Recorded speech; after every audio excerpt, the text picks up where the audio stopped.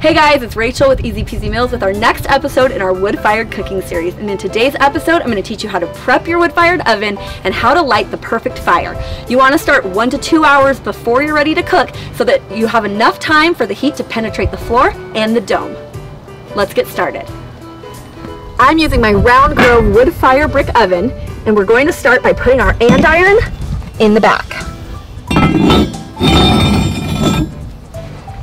I like to use 10 pieces of wood to start. I place the andiron in the back of the oven, then I add my kindling into a little pyramid shape. Then I build a log cabin around it. I place 2 pieces, put kindling in between, then 2 across that, larger kindling on top, 3 more pieces, and I leave lots of room for airflow. Then it's ready to light. In addition to hardwood, you're going to need kindling and starters. I like to use a fire starter, but you can use newspaper, dried herbs, or dried vines. When you're ready to light, you can use matches, lighter, or a blowtorch. You want to push your fire to the back or the side of your oven. If you're making pizza, the side is best.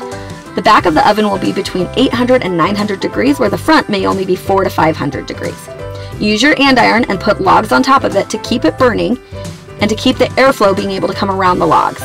To keep cooking, you just have to keep the fire going. Add more logs and that's all you need. So give it attention the whole time so it doesn't burn out. One thing to keep in mind is the black soot will build up on the dome of your pizza oven. You have to burn that off before you start cooking. To do this, you need to get your oven to 650 to 700 degrees. You may need to move your fuel around to get the whole top cleaned off, or add more fuel. The heat will help clean the soot off so you can see that it's starting to burn off along the outside of the dome of the oven. That black, when it's burnt off, means it's all ready to go. Now, to speed up the process, you can wrap a damp rag around your peel and rub it. Once the black stuff is gone, you're ready to cook.